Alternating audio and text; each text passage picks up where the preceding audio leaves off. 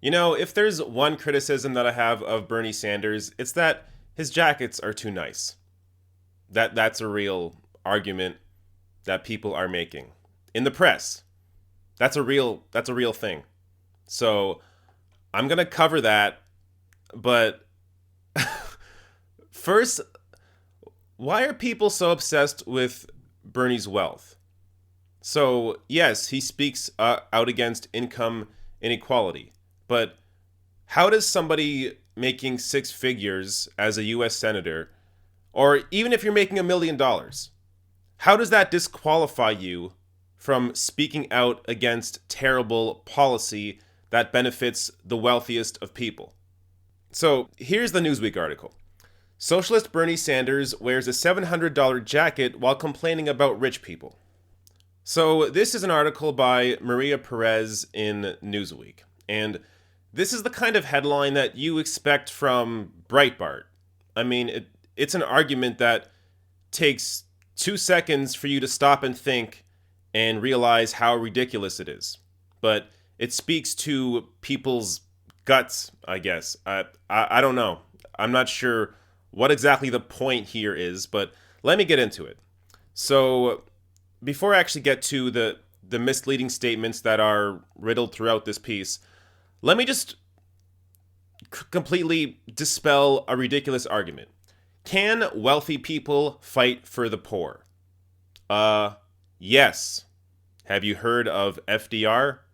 Former President Franklin Delano Roosevelt was born into privilege. Though the Roosevelts were not as wealthy as their neighbors, the Astors, Rockefellers, and Vanderbilts, the family lived in a large house with several servants in an upscale neighborhood. They also had enough money that they did not have to work for a living if they didn't want to. Most of the Roosevelt wealth was inherited wealth. Yet, even with all that wealth, and even the fact that he was born into the wealth and didn't earn it himself, what did FDR go on to do? The New Deal. To pay for his New Deal programs, FDR introduced a new progressive income tax that took a huge bite from the nation's top earners, with a top marginal tax rate that peaked at 94% under his administration, and expanded the tax rolls from 12 million households to 50 million. Part of the New Deal included the WPA to provide jobs for unemployed people, building things like post offices, bridges, schools, highways, and parks. The WPA also gave work to artists, writers, theater directors, and musicians. There was also the creation of the National Labor Relations Board to supervise union elections and prevent businesses from treating their workers unfairly. And FDR signed the Social Security Act of 1935, which guaranteed pensions to millions of Americans, set up a system of unemployment insurance, and stipulated that the federal government would help care for dependent children and the disabled. And much like Bernie Sanders does, FDR was bold about taking on the wealthy. In 1936, while campaigning for a second term, FDR told a roaring crowd at Madison Square Garden that the forces of organized money are unanimous in their hate for me, and I welcome their hatred. He went on, I should like to have it said of my first administration that in it the forces of selfishness and of lust for power met their match. And I should like to have it said of my second administration that in it these forces have met their master. And in that election, FDR won in a landslide, taking 46 states and over 60% of the popular vote. And that's FDR, who, adjusted for inflation, his net worth peaked at about $60 million. And that's according to estimates from 24/7 Wall Street. So, $60 million. That's not Bernie Sanders money. Bernie Sanders has a measly, at most, $1 million, which is, yeah, that's good money. But how does that have any effect on the actual policies and the discussion that Bernie Sanders is pushing? So here's what Newsweek says about Bernie's income, trying to make it an issue. Sanders' June financial disclosure form stated that he earned more than $858,000 in book royalties alone. In addition to a Senate salary of $174,000, Sanders is part of the top 1% nationally. Sanders' six-figure income has not deterred him from criticizing the rich. No, it hasn't. And like FDR, who gives a shit? I don't care if Bernie has $5. I don't care if he has $1 million. I don't care if he has $100 million.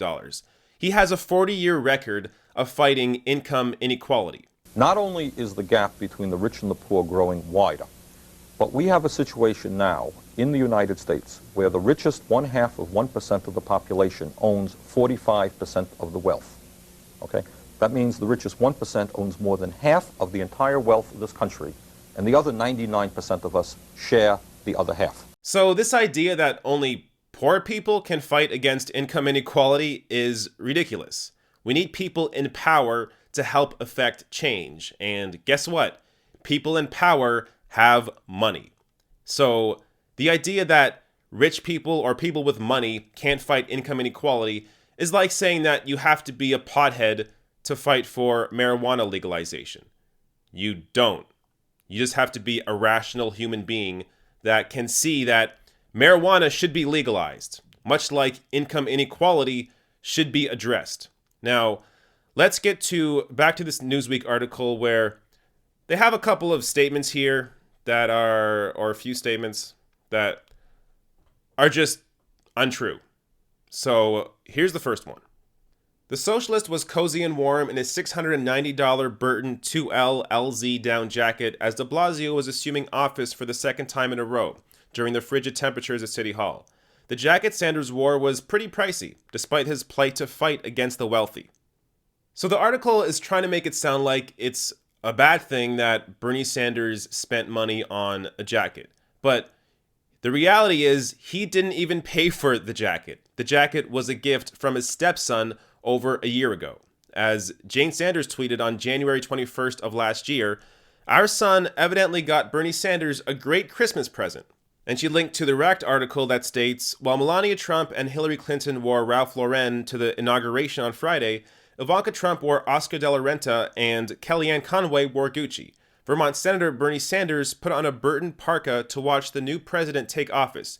It is in fact a Burton AK2L LZ down jacket, which retails for $689.95. So even if you have a weird problem with Bernie Sanders wearing a $700 jacket or spending money on a $700 jacket, he didn't even buy the jacket himself. It was a gift from his stepson. So this misleading statement that is trying to make it sound like Bernie is just wasting money on fashion items is not even true. So let's go to this next misleading statement. Sanders and his wife Jane bought a summer home in Vermont on Lake Champlain in 2016 to add to their houses in D.C. and Burlington, Vermont. Local magazine 7 Days reported that the Sanders family paid about $600,000 for the lakefront home in North Hero, Vermont. So the incredible part about this misleading statement is that Maria Perez, the author of this article, actually includes the link to the 7 Days article that she's citing. But she doesn't include the part of that article that states how Bernie and Jane paid for the home. Quoting Jane Sanders, this is what she said to 7daysvermont.com. "My family had a lake home in Maine since 1900, but we hadn't had the time to go there in recent years, especially since my parents passed away," she said. "We finally let go of it, and that enabled us to buy a place in the islands, something I've always hoped for." So again, even if you have a problem with Bernie Sanders having a lake house, Jane Sanders inherited the home from her family, and then she sold it so that she could then buy this home in Vermont. So, again, none of this even matters. But if you actually want to dig into the details, it's not a big deal. This is just money that they have that she inherited. And regardless, Bernie Sanders is a U.S. Senator. He's been in Washington since the early 90s. He makes some money. He sells books. He's allowed to make a living. Just because you have money and you're able to make a living doesn't mean that you shouldn't be fighting against income inequality. As I showed you with FDR, who, adjusted for inflation, would be worth $60 million, much more than Bernie Sanders, he fought against income inequality and became president and kept winning elections. So just because you have money doesn't mean you can't fight against income inequality.